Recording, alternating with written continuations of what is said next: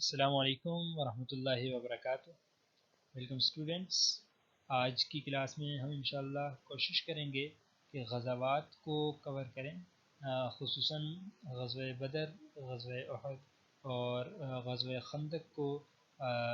کور کریں گے انشاءاللہ۔ تو آئیے دعا پڑھ کے اپنے سبق کی طرف چلتے ہیں۔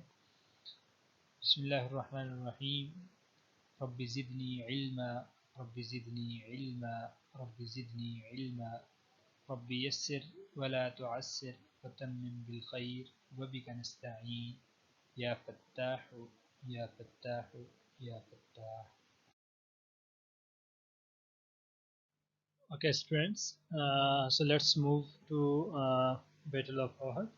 تو غزوہ بدر کے بعد جو دوسرا غزوہ پیش آیا مسلمانوں کو وہ غزوہ احد کا غزوہ ہے۔ اس غزوے میں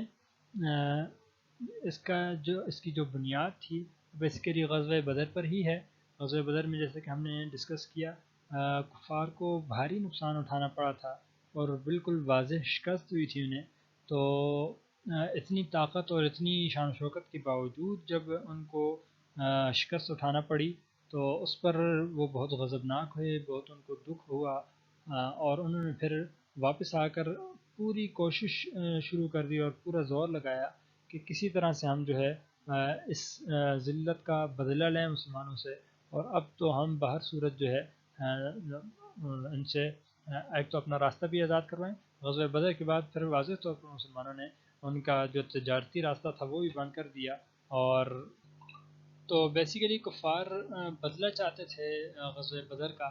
اور اس سلسلے میں انہوں نے کوششیں شروع کر دیں۔ اور ابو جہل کے مرنے کے بعد، قتل ہو جانے کے بعد غزوہ بدر میں ابو سفیان کے پاس سربراہی چلے گی، اور ابو سفیان جو ہے وہ مشرکین مکہ کا سردار بن گیا، سردار اعلیٰ بن گیا، اور اس نے پھر جو ہے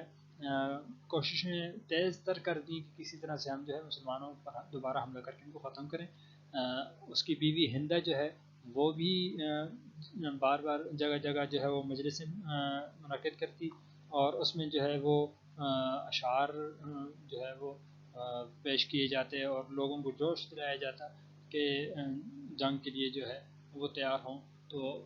اور تیسری طرف جو ہے وہ کعب بن اشرف یہودی ایک تھا، اور یہ بہت مضبوط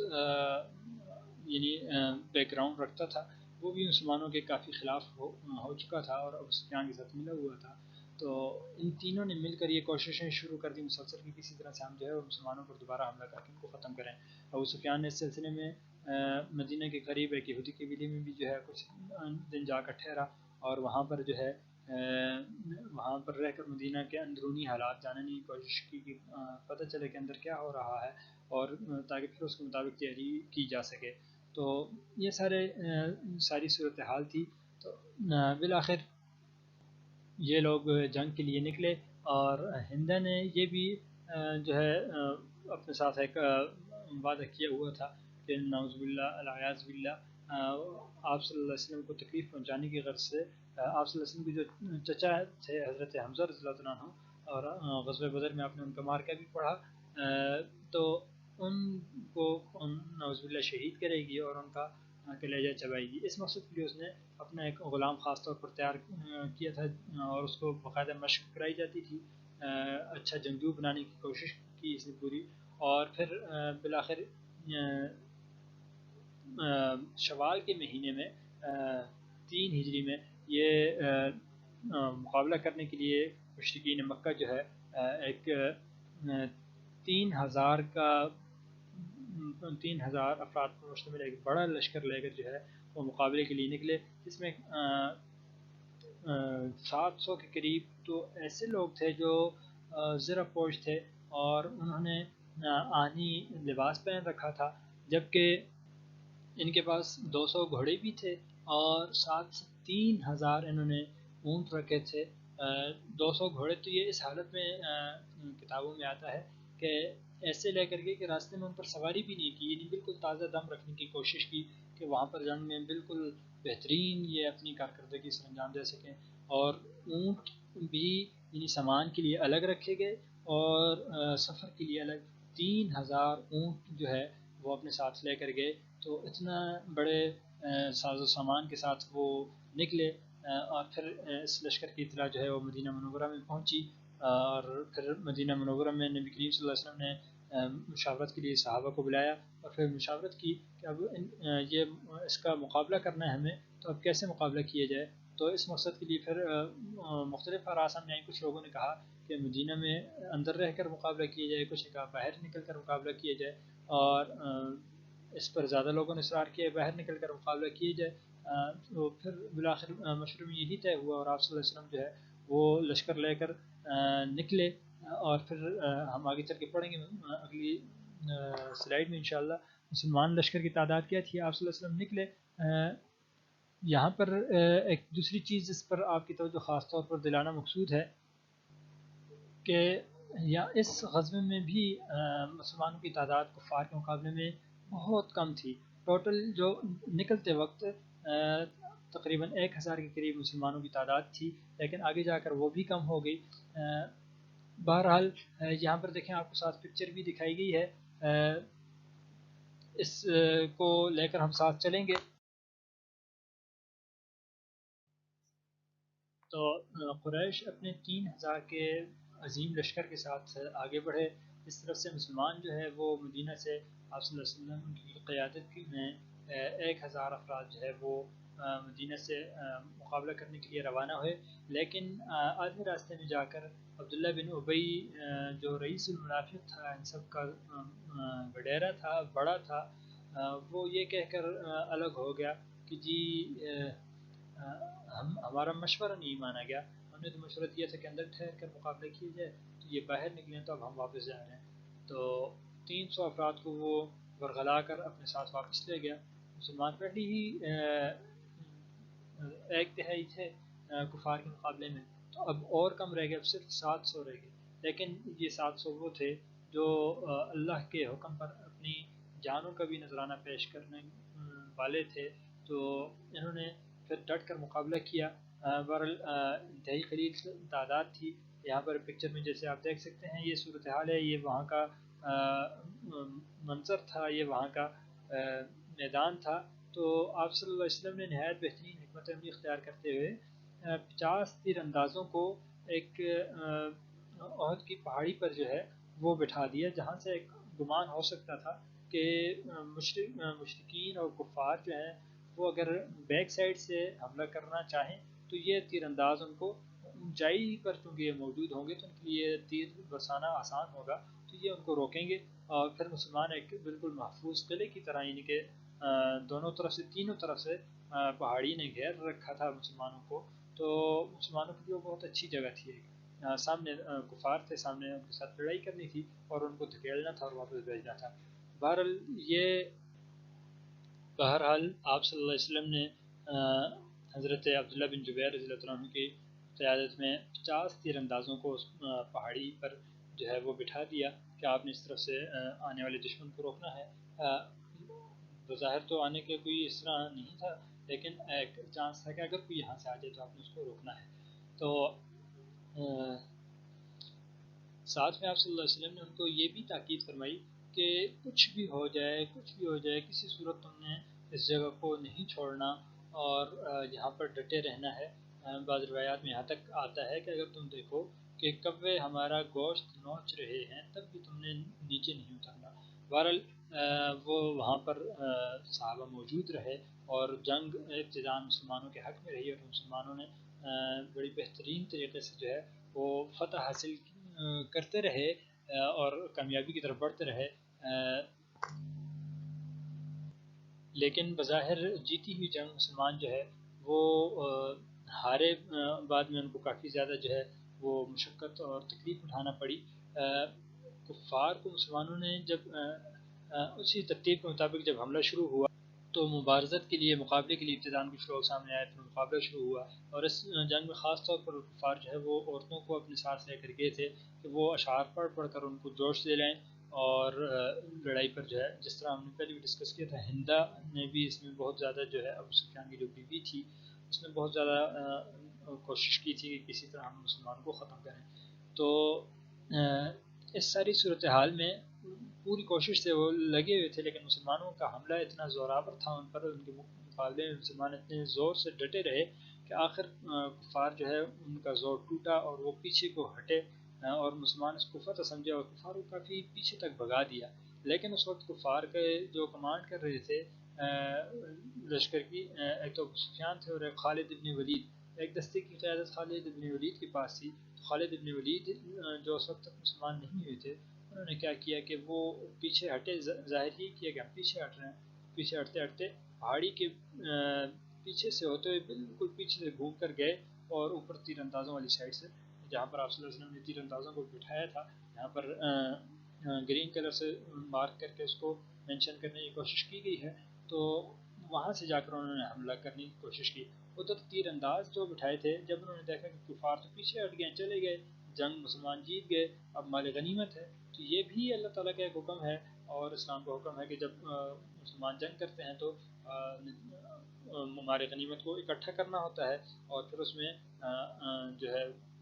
تمام مسلمانوں کا بھی حصہ ہوتا ہے، اللہ کا، اس کے رسول کا، اور جہاد کرنے والے مجاہدین کا، اور باقی ضرورت مندوں کا بھی اس میں حصہ ہوتا ہے۔ تو اس ترتیب پر جو ہے وہ اس کو اکٹھا کرنا،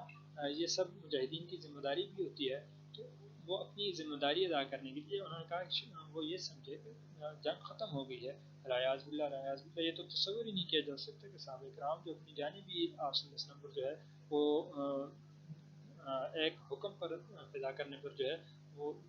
تلے رہتے تھے، تو وہ آپ صلی اللہ علیہ وسلم کے حکم کی حکم دولی کر سکیں، ایسا تو ممکن ہی نہیں ہے۔ تو وہ نیچے اس لیے اترے تھے کہ وہ مال غنیمت کو اکٹھا کر سکیں اور ان کی باقی مسلمانوں کی مدد کر سکیں، سارے تھکے ہوئے ہوتے ہیں جنگ کے بعد، تو اس غرض سے نیچے اترے۔ لیکن کچھ لوگوں نے ان میں سے اختلاف کی، کچھ نے کہا کہ نہیں، ہمیں یہاں پر ہی ٹھہرنا چاہیے، آپ صلی اللہ علیہ وسلم نے بہت سخت الفاظ میں تاکید کی تھی، لیکن کچھ اتر گئے، انہوں نے کہا کہ آپ صلی اللہ علیہ وسلم نے تو صرف جنگ کے لیے تاکید کی تھی، جب تک جنگ تھی تو ہم یہاں پر تھے، اب جنگ ختم ہو گئی تو اب ہمیں اتر جانا چاہیے۔ تو بہرحال وہ ان کی ایک اجتہادی غلطی تھی، وہ اترے نیچے۔ تو دوسری طرف سے حضرت خالد ابن ولید رضی اللہ عنہ جو ہے وہ گھوم کے آئے اور پچھلی طرف سے مسلمان پر اوپر سے پہاڑی سے حملہ کر دیا۔ اب مسلمان آپ دیکھیں اس پکچر میں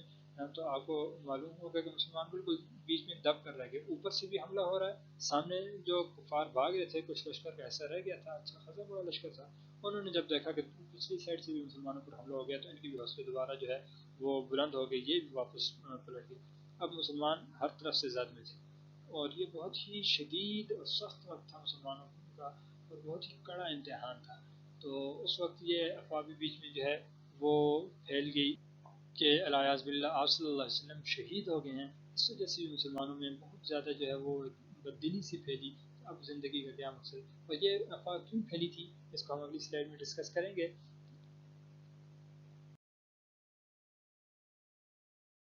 تو آپ صلی اللہ علیہ وسلم کی شہادت کی جو خبر پھیلی، اس میں ایک اہم وجہ یہ تھی کہ حضرت مصعب بن عمیر رضی اللہ عنہ جو ہے وہ شہید ہو گئے تھے، اور وہ آپ صلی اللہ علیہ وسلم کی بہت زیادہ ہم شکل تھے، ملتی جلتی شکل لگتی تھی، تو اس وجہ سے بعض لوگوں کو گمان ہوا۔ جنگ میں تو ایک نفس نفسی کا عالم ہوتا ہے، تو اور اوپر سے جب ایسی گھمسان کی جنگ ہو تو اس میں تو پھر تو یہ افواہ پھیل گئی تھی، تو اس سے بھی صحابہ کے جو ہے وہ حوصلے بہت پست ہوئے، اور کئی لوگوں نے جو ہے وہ کفار کے گھٹے میں جا کر گھس گئے اور ان کی بھیڑ میں گھس گئے اور لڑتے رہے یہاں تک کہ شہید ہو گئے۔ لیکن پھر جو ہے چند جانثار صحابہ آپ صلی اللہ علیہ وسلم کے ارد گرد موجود تھے، جسم پر سینکڑوں ان کے زخم آئے، لیکن وہ ڈٹے رہے اور مقابلہ کرتے رہے، یہاں تک کہ اللہ تعالیٰ نے فتح نصیب فرمائی۔ ان میں چند صحابہ کے نام خاص طور پر قابل ذکر ہیں۔ تو بہرحال اس جنگ میں ایک بالکل حاصل کی ہوئی فتح جو ہے وہ دوبارہ سے شکست کا منظر پیش کرنے لگی، اور مسلمانوں کو بہت ہی زیادہ زخموں کا اور بہت ہی زیادہ جو ہے وہ مشکلات کا سامنا کرنا پڑا اور بہت زیادہ تکلیف اٹھانا پڑی۔ بہرحال مسلمان بھی ڈٹے رہے، تو اللہ تعالیٰ نے جو ہے ان کو اس کو فتح تو نہیں کہا جا سکتا، بہرحال اللہ تعالیٰ نے جو ہے ان کو محفوظ رکھا، اور پھر کفار آخر پیچھے ہٹے اور واپس مکہ کی طرف پلٹے۔ تو کفار میں ابو عامر جو ہیں اور طلحہ جو ہے، یہ خاص طور پر ان کے سرداروں میں تھے، یہ دونوں بھی قریش کے سرداروں میں سے یہ دو اس جنگ میں قتل ہوئے، اسی طرح ان کے 22 اور آدمی بھی قتل ہوئے اور وہ وہاں پر ہی چھوڑ کر ان کو بھاگے جب مسلمان دوبارہ ڈٹ کر ان کے مقابلے میں کھڑے ہوئے تھے۔ تو مسلمانوں کو یہ ساری زیادہ اس میں تکلیف جو اٹھانی پڑی دو خاص واقعات کی وجہ سے، ایک تو تیر اندازوں کے ہٹ جانے کی وجہ سے، اور دوسرا اس رومر کے اور اس افواہ کے پھیل جانے کی وجہ سے کہ نعوذ باللہ صلی اللہ علیہ وسلم شہید ہو گئے ہیں۔ اس افواہ کی وجہ سے مسلمانوں کو جو ہے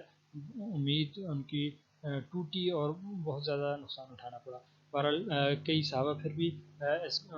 سخت مشکل میں آپ صلی اللہ علیہ وسلم کے ارد کھڑے رہے اور ڈٹے رہے، مقابلہ کرتے رہے۔ تقریباً 10 صحابہ کے نام آتے ہیں اس ضمن میں، اور اس لڑائی میں 70 مسلمان جو ہے وہ شہید ہوئے، اور قریش کا ہم نے پڑھا کہ تقریباً 22 قریشی کفار جو ہیں وہ قتل ہوئے تھے۔ لیکن اس جنگ میں آپ صلی اللہ علیہ وسلم کو جو بہت زیادہ رنج اور دکھ ہوا وہ آپ صلی اللہ علیہ وسلم کے چچا حضرت حمزہ رضی اللہ عنہ کی جنازے کی وجہ سے تھا۔ حضرت حمزہ رضی اللہ عنہ کو جو ہے جیسے ہم نے پہلے بھی ڈسکس کیا تھا، ہندا نے ایک اپنا غلام ہائر کر رکھا تھا اور اس کو خاص طور پر جو ہے وہ تربیت دی تھی جس کا نام وحشی تھا کہ اس طرح قتل کرنا ہے، اس کا صرف اور صرف یہی مقصد تھا، اور اس نے حضرت حمزہ رضی اللہ عنہ کو قتل کیا، اور پھر ہندا نے ان کا کلیجہ نکال کر چبایا۔ اور صرف یہی نہیں بلکہ جب یہ مسلمانوں کو شکست ہوئی جس وقت اور کفار کا غلبہ تھا اس دوران میں، تو اس تکلیف کے وقت میں ہندا نے اور اس کے ساتھ اس کا جو غلام تھا وحشی، ان لوگوں نے اور بھی کئی مسلمان شہداء کے جو ہے ناک اور کان کاٹے اور ان کے ساتھ بے حرمتی کی۔ تو یہ انتہائی ایک تکلیف دینے والا جو ہے وہ تکلیف دینے والی چیز تھی، اور اس نے آپ صلی اللہ علیہ وسلم کو نہایت غمگین کیا۔ آپ صلی اللہ علیہ وسلم کی بہت ہی پیارے چچا تھے، آپ صلی اللہ علیہ وسلم کو بہت ہی زیادہ ان سے قرب تھا حضرت حمزہ رضی اللہ عنہ سے، اور آپ صلی اللہ علیہ وسلم روئے جا رہے تھے ان کے جنازے پر، تو بہت ہی زیادہ آپ صلی اللہ علیہ وسلم کو دلی طور پر جو ہے وہ دکھ ہوا، بہت ہی زیادہ تکلیف ہوئی۔ حضرت وحشی جو ہے اس وقت تو کافر تھے، لیکن بعد میں جا کر انہوں نے بھی اسلام قبول کیا اور مسلمان ہوئے۔ آپ صلی اللہ علیہ وسلم نے اس وقت بھی، حالانکہ آپ صلی اللہ علیہ وسلم کتنے رحم کھانے والے تھے اور اتنا رحم کھایا تو وہ دشمن انتہائی قریبی شخص کو جس نے جو ہے انتہائی دردناک طریقے سے قتل کیا تھا، اس کو بھی آپ صلی اللہ علیہ وسلم نے جنت کے نعمت سے سرفراز فرمایا، اس کو بھی کلمہ پڑھایا، لیکن فرمایا کہ تم جب بھی میں دیکھتا ہوں تو مجھے اپنے چچا کی یاد آتی ہے، مجھے کبھی بھی اپنا چہرہ نہ دکھانا۔ تو یعنی آپ صلی اللہ علیہ وسلم کو بہت ہی زیادہ دکھ اور رنج اور الم تھا۔ اور اس غزوہ میں خواتین نے بھی اہم کردار ادا کیا۔ کئی صحابیات تھیں جنہوں نے جو مجاہدین زخمی ہوئے ان کی مرہم پٹی، ان کو پانی پلانا وغیرہ کے جو اہم کام ہوتے ہیں یہ سر انجام دیے، جن میں اہم طور پر حضرت عائشہ رضی اللہ عنہ، حضرت ام سلمہ رضی اللہ عنہ، حضرت فاطمہ رضی اللہ عنہ اور حضرت ام عمارہ رضی اللہ عنہ کا نام آتا ہے۔ یاد رہے کہ حضرت ام عمارہ رضی اللہ تعالیٰ عنہ کا نام ان میں بھی آتا ہے جو مرہم پٹی کرتی تھی، لیکن یہ اس وقت جب آپ صلی اللہ علیہ وسلم کفار میں گھرے ہوئے تھے اس وقت بھی یعنی تلوار لے کر آپ صلی اللہ علیہ وسلم کی آپ صلی اللہ علیہ وسلم کے لیے ڈھال بن گئی۔ خواتین میں یعنی بہت کم ہیں جن کا نام آتا ہے کہ انہوں نے غزوات میں شرکت کی بطور مجاہد کے۔ حضرت عمارہ رضی اللہ عنہ ایسی تھیں کہ انہوں نے آپ صلی اللہ علیہ وسلم روایات میں کچھ ایسے بھی آتا ہے، اللہ تعالیٰ کا بھی بے شمار فرمائے کہ میں جب دائیں دیکھتا تھا تو ان کو پاتا تھا، بائیں دیکھتا تھا تو ان کو پاتا تھا، ہر طرف سے انہوں نے میرے آگے کھڑی ہوئی اور مقابلہ کیا۔ تو حضرت عمارہ رضی اللہ عنہ کا بہت بڑا مرتبہ ہے۔ تو یہ کچھ صحابیات تھیں، یہ غزوہ احد کے واقعات تھے۔ تو اس سے مسلمانوں کو بہت اہم سبق بھی ملے، خاص طور پر یہ جو شکست اور مشکل اٹھانا پڑی، اس سے بہت اہم سبق ملا کہ کسی بھی حالت میں آپ صلی اللہ علیہ وسلم کے فرامین انہیں فراموش نہیں کرنا، ان کو پس پشت نہیں ڈالنا، ورنہ انتہائی زیادہ نقصان ہمیں اٹھانا پڑ سکتا ہے۔ جیتی ہوئی جنگ جو ہے وہ ہاری جا سکتی ہے، اور یہ تو آپ اللہ تعالیٰ نے ہمیں ایک تھوڑا سا دکھایا تھا، لیکن اس سے بھی کہیں زیادہ ہمیں نقصان ہو سکتا ہے۔ تو یہ غزوہ احد کا واقعہ تھا۔ اس کے بعد ہم ڈسکس کریں گے بیٹل آف ٹرینچ کو، غزوہ خندق یا غزوہ احزاب کے نام سے بھی جس کو ہم جانتے ہیں۔ The Battle of Trench, also called as Ghazwa Khandaq or Ahzab, was a 30 days long siege of Medina from Arab and Jewish tribes. غزوہ خندق کا واقعہ کیا ہوا تھا اور کیسے پیش آیا، مختصراً میں اس کے احوال عرض کر دوں۔ غزوہ خندق دراصل غزوہ احد کے بعد جب مسلسل دوسری دفعہ کفار کو شکست ہوئی، مشرکین مکہ کو شکست ہوئی، تو ان کا غصہ پہلے سے کہیں زیادہ بڑھ گیا، اور نہ صرف یہ کہ ان کا غصہ بڑھا اور وہ مسلمان کو ختم کرنے کے درپے ہوئے، بلکہ اب ایک دوسرا دشمن بھی سامنے آنے لگا، اور یہود کی طرف سے بھی دشمنی سامنے آنے لگی۔ اور اسی دوران میں غزوہ احد کے بعد ایک اور واقعہ بھی پیش آیا کہ آپ صلی اللہ علیہ وسلم نے جو میثاق مدینہ فرمایا تھا، یہودیوں کے ساتھ جو معاہدہ فرمایا تھا، اس کی کچھ شرائط پر عمل کرنے کے لیے آپ صلی اللہ علیہ وسلم عمل کروانے کے لیے آپ صلی اللہ علیہ وسلم جو ہے وہ بنو نذیر کے پاس گئے۔ یہودیوں کا ایک بڑا قبیلہ تھا، مدینہ کے باہر یہ آباد تھا، تو ان کے پاس گئے، قبا کی بستی کے قریب یہ آباد تھا۔ وہاں پر ان لوگوں نے بدعہدی کرتے ہوئے، ظاہر سی بات ان کو اب خطرہ تھا کہ اسلام ایک بڑی طاقت بنتا جا رہا ہے اور ان کی سیادت اور ان کی جو سرداری ہے وہ ختم ہو جائے گی، تو اس سے ڈرتے ہوئے انہوں نے یہ پلان کیا کہ آپ صلی اللہ علیہ وسلم جیسی ہی مجلس لگائیں گے، جیسی ہی تشریف رکھیں گے، بیٹھیں گے، تو ایک دیوار کے قریب وہ آپ صلی اللہ علیہ وسلم کو لے کر کے کہ یہاں پر آپ تشریف رکھیں، اور بڑے جو ہے اس سے پیش آنے لگے۔ لیکن اندرون خانہ انہوں نے جو ہے یہ معاہدہ کر رکھا تھا کہ ہم جو ہے جیسے یہ بیٹھیں تو ایک شخص جو ہے اوپر سے ایک انتہائی وزنی پتھر نعوذ باللہ گرا دے، تو اس سے آپ صلی اللہ علیہ وسلم جو ہے وہ نعوذ باللہ قتل کا ان کا منصوبہ تھا۔ تو اللہ تعالیٰ نے بذریعہ وحی آپ صلی اللہ علیہ وسلم کو اطلاع فرما دی۔ آپ صلی اللہ علیہ وسلم وہاں تشریف لے گئے تھے، لیکن جیسی آپ صلی اللہ علیہ وسلم وہاں پہنچے بیٹھے تو اللہ تعالیٰ نے آپ صلی اللہ علیہ وسلم کو اطلاع دے دی وحی کے ذریعے سے، اور آپ صلی اللہ علیہ وسلم فوراً وہاں سے اٹھ کر تشریف لے آئے، اور پھر جو ہے یہ بات حقیقت ثابت ہوئی۔ بالکل انہوں نے جو ہے اس طرح کا پروگرام بنایا ہوا تھا۔ آپ صلی اللہ علیہ وسلم نے جو ہے پھر ان کو پیغام بھیجا کہ تم چند دن کے اندر اندر جو ہے اس کو خالی کر دو اس علاقے کو، ورنہ پھر جو ہے مقابلہ مسلمان فوجی تمہارا مقابلہ کریں گی۔ بہرحال ان کے ساتھ یہ ایک واقعہ پیش آیا تھا، اور انہیں پھر جو ہے جلاوطن کیا گیا، ان کو محاصرہ کیا گیا، اور انہیں اپنے اسلحے کے علاوہ ہر چیز لے جانے کی پھر اجازت آپ صلی اللہ علیہ وسلم نے مرحمت فرما دی۔ وہ لوگ جب جلاوطن ہوئے تو باقی کچھ یہود قبائل تو پشت و معاہدے کی پاسداری کر رہے تھے، لیکن کچھ یہودی بھی تھے، خصوصاً بنو نذیر کے قبیلے کے لوگ، وہ چونکہ ان کو جلاوطنی کی سزا ملی تھی، تو اب انہوں نے مزید کھل کر جو ہے اسلام دشمن سرگرمی جو ہے وہ شروع کر دی۔ دوسری طرف ابو سفیان پہلے سے کہیں زیادہ متحرک ہو گیا تھا، اور اب یہ یہودی قبیلہ اور ابو سفیان دونوں مل کر باقی سارے عرب کو جو ہے وہ تیار کر رہے تھے، اور ان کو آمادہ کر رہے تھے کہ اب پوری عرب کی یہ لڑائی ہوگی، یہ سارے کے سارے مل کے جو ہے وہ اسلام کو ہم ختم کریں گے اور مسلمانوں کو ختم کرنے کی نعوذ باللہ کوشش کریں گے۔ چنانچہ ابو سفیان نے تقریباً 6,000 کے قریب فوج تیار کی اپنی سربراہی میں، اور پھر دوسرے نمبر پر غطفان قبیلہ، ایک بڑا مضبوط قبیلہ سمجھا جاتا تھا عرب کا، 1,000 فوجی انہوں نے دیے۔ ان کا جو سردار تھا انینا، اس کی سربراہی میں 1,000 فوجی ہے، اور اسی طرح دیگر قبائل نے بھی اس میں اپنا اپنا حصہ ڈالا، اور یہ بہت سارے قبائل نے مل کر اس میں فوجی بھیجے تھے۔ اسی وجہ سے احزاب، حزب کی جمع ہوتی ہے، یعنی بہت ساری جماعتیں، بہت سارے قبیلوں نے مل کر اس میں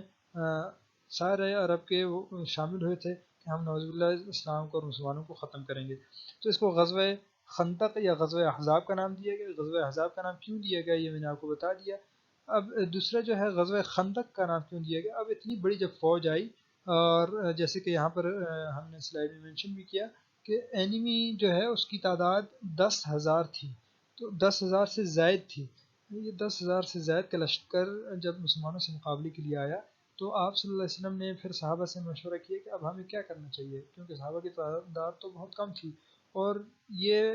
عرب کی تاریخ میں بہت ہی بڑی فوج تھی، اس سے پہلے اتنی بڑی فوج کا سامنا نہیں ہوا تھا۔ تو 10,000 کی فوج اتنی عظیم شان فوج آ رہی تھی، اب کیا کیا جائے؟ تو صحابہ اکرام نے مختلف مشورے دیے۔ اس دوران میں حضرت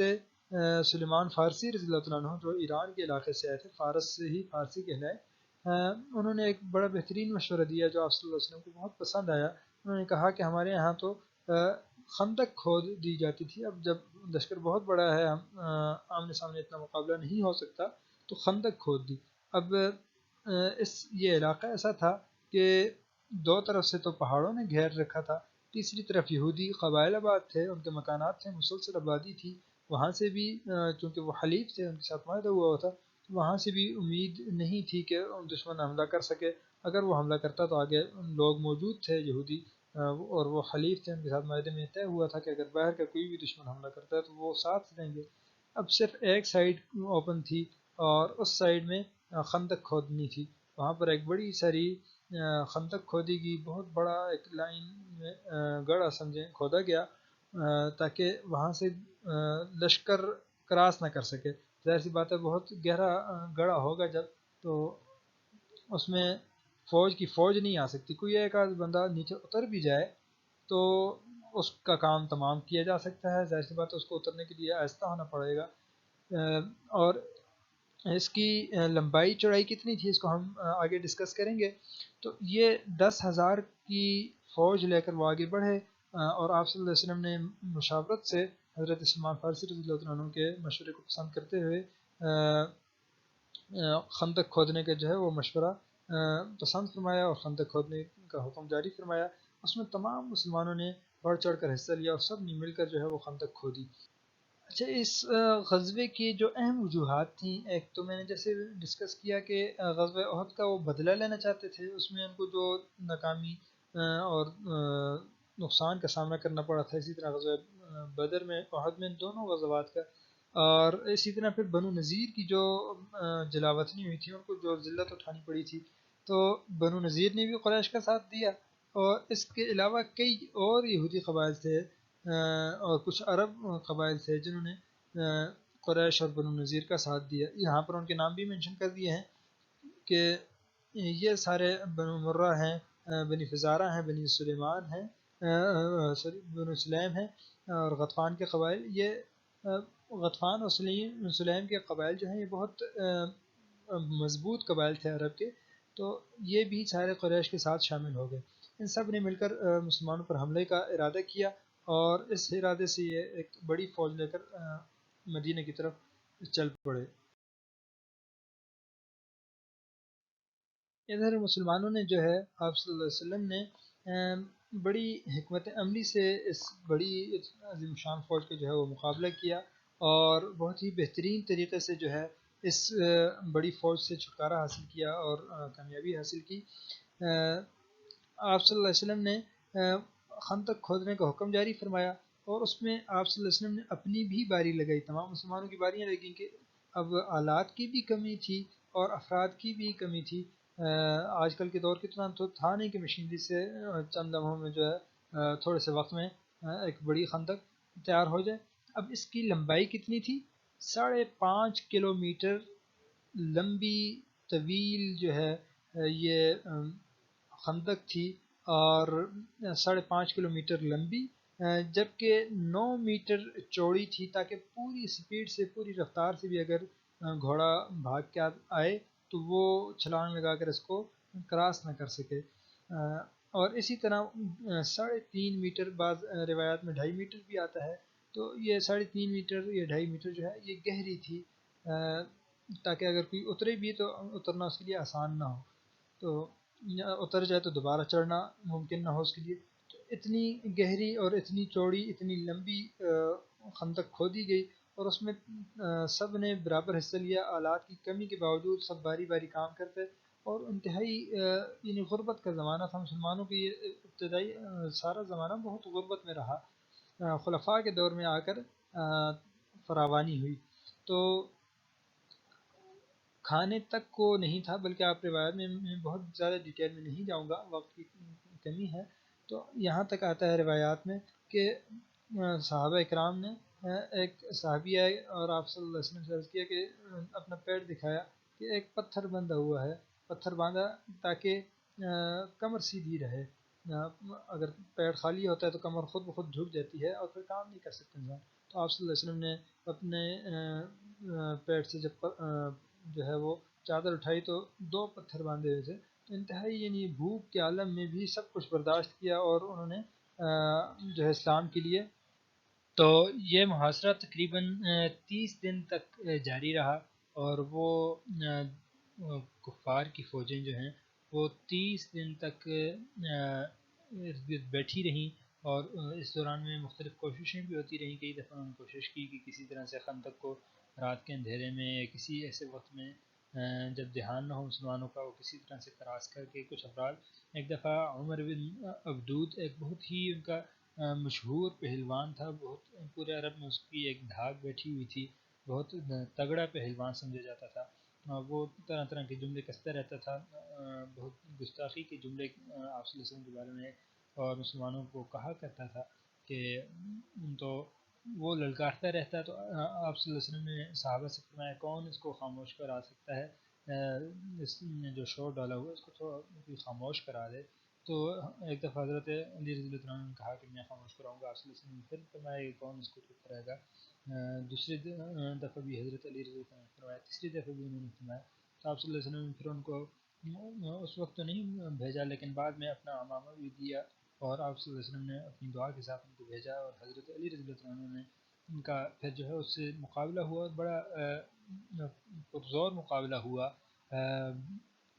اتنی آتا ہے روایات میں کہ اتنی دھول ہوئی کہ کچھ دکھائی نہیں دے رہا تھا. بالآخر نعرہ تکبیر کی آواز آئی تو آپ صلی اللہ علیہ وسلم نے قسم کھا کر فرمایا کہ حضرت علی رضی اللہ عنہ نے اس کو قتل کر دیا ہے. اور وہی ہوا. عمر بن عبدود جو ہے وہ قتل ہو گیا تھا اور اس کے قتل کی اتنی دہشت جو ہے وہ پھیلی تمام عرب پر. تو اس سارے کا مسلمانوں عمر بن عبدود جو ہے اس کے قتل کا سارے عرب پر ایسا رعب بیٹھا. اور وہ فوج جو آئی ہوئی تھی اور اس کے ساتھ جو اور باقی اس وقت جو حملہ کیا تھا تو حملے میں تقریباً 4-5 کچھ افراد تھے. تو باقی سارے بھی بھاگ گئے اور باقی فوج کے اندر بھی ایک خوف چھا گیا کہ جب وہ ان کو قتل کر سکتے ہیں مسلمان تو باقی ہم جو باقی جنگجو ہیں تو ہماری کیا اوقات. تو یہ سب کچھ ہوا. بہرحال مسلمانوں کی طرف سے بھی کچھ لوگ شہید ہوئے. 6 مسلمان اس جنگ میں شہید ہوئے. اس دوران میں چونکہ محاصرہ کافی طویل رہا اور جیسے کہ پہلے بھی گزرا کہ خندق کھودنے کے دوران کئی دن تک مسلسل انتہائی مشقت کا کام جاری رہا. تو منافقین تو وہ تو کام سے جی چراتے تھے تو وہ بیٹل فیلڈ چھوڑ کے میدان جنگ کو چھوڑ کر جو ہے وہ بھاگ کھڑے اور انہوں نے یہ جو ہے اپنا عذر پیش کیا کہ ہمارے گھر کھلے پڑے ہیں. آپ صلی اللہ علیہ وسلم کے پاس آ کر وہ اجازت طلب کرتے کہ ہمیں جانے کی اجازت دے دیجیے اور جھوٹ بول کر انہوں نے اجازت لی. قرآن مجید میں اللہ تعالیٰ نے 21-22 پارے میں وہ ذکر بھی فرمایا سورہ احزاب میں. تو کہ انہوں نے کہا کہ ان بیوتنا عورہ کہ ہمارے گھر کھلے پڑے ہیں. وما ہی بعورہ اللہ تعالیٰ فرماتے ہیں کہ کوئی کھلے نہیں پڑے تھے. یریدون الا فرارا وہ تو صرف بھاگنا چاہتے تھے. تو وہ لوگ بھاگے لیکن اللہ تعالیٰ نے ان کو بے نقاب کر دیا. رہتی دنیا تک وہ مثال بنے. تو اللہ تعالیٰ نے فتح دینی تھی مسلمانوں کو. اللہ تعالیٰ نے فتح دی. کیسے فتح ملی؟ تو اس طویل محاصرے سے کفار بھی جو ہے وہ تنگ ہو گئے. ان کے جو مختلف قبائل تھے وہ آپس میں الجھنے لگے کہ ہمیں تو یہ کہہ کر لایا گیا تھا کہ ایسے بس ان لوگوں پر حملہ کرنا ہے وغیرہ وغیرہ. دوسری طرف ایک نو مسلم تھے نعیم بن مسعود رضی اللہ عنہ. تو وہ بھی جو ہے مختلف طریقوں سے کفار کے درمیان ان کے مختلف گروہوں کے درمیان جا کے اس طرح کی باتیں پیدا کرتے رہے تاکہ وہ آپس میں مخالف ہو جائیں ان کو پتہ نہ چلے. تو انہی میں سے خود کو ظاہر کر کے وہ ان کے درمیان اس طرح کی باتیں پیدا کرنے کی کوشش کرتے رہے تاکہ وہ آپس میں مخالف ہو کر آپس میں لڑ کے واپس چلے جائیں. تو یہ بھی جنگی چال ہوتی ہے. تو اس میں وہ کامیاب ہوئے اور ان کے بنو غطفان کے اور جو دیگر قبائل آئے تھے ان کے آپس میں اختلافات بڑھتے گئے. اور اس کے ساتھ ساتھ جو ہے آپ صلی اللہ علیہ وسلم کی دعائیں مسلسل جاری تھیں. آپ صلی اللہ علیہ وسلم نے دعا فرمائی. اللہ تعالیٰ نے جو ہے انتہائی یخ جو ہے ٹھنڈی یخ پستہ ہوائیں چلائیں، جس سے ایک رات کو تو اتنی ٹھنڈی ہوا چلی، اتنی تیز طوفان اور آندھی آئی کہ اس آندھی سے تمام کفار کے جو ہے وہ خیمے الٹ گئے، اور انتہائی سردی کے عالم میں جو ہے وہ کامتے رہ گئے، اور اگلی صبح ہی انہوں نے بھاگنے کا ارادہ کر لیا کہ بس اب مزید برداشت کی ہم میں طاقت نہیں ہے۔ تو اسی کو اللہ تعالیٰ نے قرآن مجید میں بھی ارشاد فرمایا ہے کہ سورہ احزاب کی یہ آیت کریمہ ہے، ترجمہ یہاں پر مینشن کیا گیا ہے۔ اللہ تعالیٰ فرماتے ہیں یا ایھا الذین آمنوا اذکروا نعمت اللہ علیکم اذ جاءتکم جنود فارسلنا علیہم ریحا وجنودا لم تروها، کہ اس وقت کو یاد کرو اے ایمان والو، اس وقت کو یاد کرو جب ہم نے تمہاری طرف جو ہے مدد بھی بھیجی، ایسے ایک تو ہوا بھی بھیجی، ہوا کے ذریعے سے بھی مدد ہوئی، اور ایسے لشکر کے ذریعے سے مدد کی لم تروہا جس کو تم نہیں دیکھ سکتے تھے۔ تو بظاہر تو یہی نظر آیا کہ یک ہوائی، لیکن اللہ تعالیٰ فرما رہے ہیں کہ ایسی بھی مدد فرمائی جس کو تم نہیں دیکھ سکتے تھے، لیکن اللہ تعالیٰ تمہارے کاموں کو دیکھتا ہے، تم جو کچھ کرتے ہو اللہ تعالیٰ اس کو دیکھتا ہے، دیکھ رہا ہے، اور اس کی پوری خبر رکھتا ہے۔ بہرحال اللہ تعالیٰ نے مدد فرمائی، کفار جو ہے وہ ناکام اور نامراد، اتنے بڑے فوج لانے کے باوجود جو ہے وہ ناکام اور نامراد ہو کر لوٹے۔ تو اس سارے سے نتیجے کے طور پر اس سارے صورتحال سے کفار کو تو مسلسل، یعنی یہ تیسری شکست تھی، اور یہ بالکل ان کے لیے آخری مہرہ سمجھنے ثابت ہوئی، تابوت کی آخری کیل تھی، اور ان کا جو راستہ واگزار کرانے کی ان کی کوششیں تھیں وہ ساری خاک میں مل گئیں، اور سارے تجارتی راستے پر مسلمانوں کا قبضہ ہو گیا، اور مسلمانوں کی طاقت کافی بڑھ گئی، اور جو بنو نذیر کے بعد بنو قریظہ نے چونکہ بدعہدی کی تھی وہ کفار کے ساتھ مل گئے تھے، اور شاید اس کو بھی میں نے ڈسکس کیا ہے نہیں، تو بہرحال جنگ کے دوران جب مسلمانوں کا سارا اس پر اعتماد تھا کہ ہمارا یہود کے ساتھ جو ہے وہ معاہدہ ہے، اس طرف سے حملہ نہیں ہوگا، اس دوران جب تمام مشرکین نے اور ان کے حلیف قبائل نے جب دیکھا کہ اب اور کوئی راستہ نہیں بچا، ایک طرف خندق ہے، دوسری طرف پہاڑ ہیں، اور یہ صرف یہود قبیلے والا راستہ ایک ممکن ہے، تو انہوں نے تو بنو قریظہ کو تیار کیا ان لوگوں نے، تو بنو قریظہ بھی بدعہدی پر آمادہ ہو گئے تھے، بلکہ 900 جوان حملہ کرنے کے لیے بھی انہوں نے جو ہے وہ اس پر بھی آمادہ ہو گئے تھے کہ ہم اپنی طرف سے بندے بھی دیں گے، لیکن پھر بنو قریظہ کو اس بات کا خیال ہوا کہ یہ نہ ہو کہ بعد میں شکست مکہ والوں کو ہو، قریش کو ہو، اور یہ لوگ پھر پیچھے ہٹ جائیں اور ہم پھنس جائیں، تو اس لیے انہوں نے کہا کہ ہمیں کچھ بندے آپ دیں، زمان کے طور پر کچھ بندے اپنے ہمارے یہاں جو ہے وہ رکھوائیں آپ۔ تو قریش کو اپنی یہ ایک بےزتی لگی کہ ہماری بات پر اعتماد نہیں کیا جا رہا، ادھر آپ صلی اللہ علیہ وسلم کو اس ساری بات کی خبر مل گئی تھی، تو آپ صلی اللہ علیہ وسلم نے اس بات کی تصدیق کے لیے حضرت سعد رضی اللہ عنہ کو بھیجا کہ آپ جا کر تحقیق کریں خاموشی سے، لیکن کسی اور کو نہ پتہ چلے، جو بھی تحقیق ہو آ کر صرف مجھے بتانا ہے۔ انہوں نے تحقیق کی اور یہ بات سچ ثابت ہوئی، خاموشی سے آ کر انہوں نے آپ صلی اللہ علیہ وسلم کو بتایا، لیکن یہ ساری صورتحال ساتھ ساتھ چل رہی تھی، ساتھ ساتھ مشکلات پیش آ رہی تھیں، تو ان کی بات آگے نہ بڑھ سکی۔ ادھر سے آپ صلی اللہ علیہ وسلم نے ساتھ ساتھ یہ بھی کیا کہ کچھ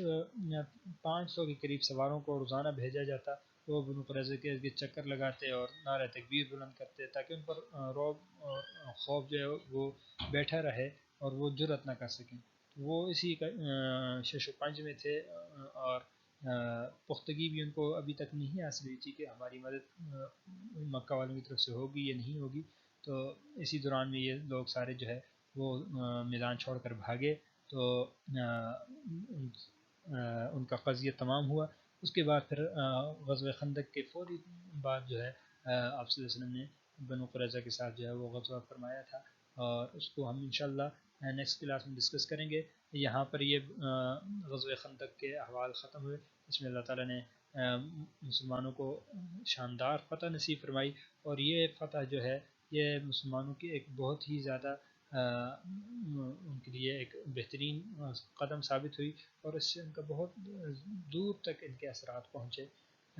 آج کی کلاس کو یہاں پر ہم ختم کرتے ہیں۔ اللہ تعالیٰ سے دعا ہے کہ جو کچھ پڑھا سنا اس کو ہمارے لیے آسان بھی فرما دے، جو کچھ سبق ہمارے لیے تھا اس کو ہمیں جو ہے صحیح سے سمجھنے کی، اس کے مطابق زندگی گزارنے کی، اور صحیح معنوں میں اس کو دوسروں تک پہنچانے کی بھی ہمیں توفیق عطا فرما دے۔ وما علینا الا البلاغ۔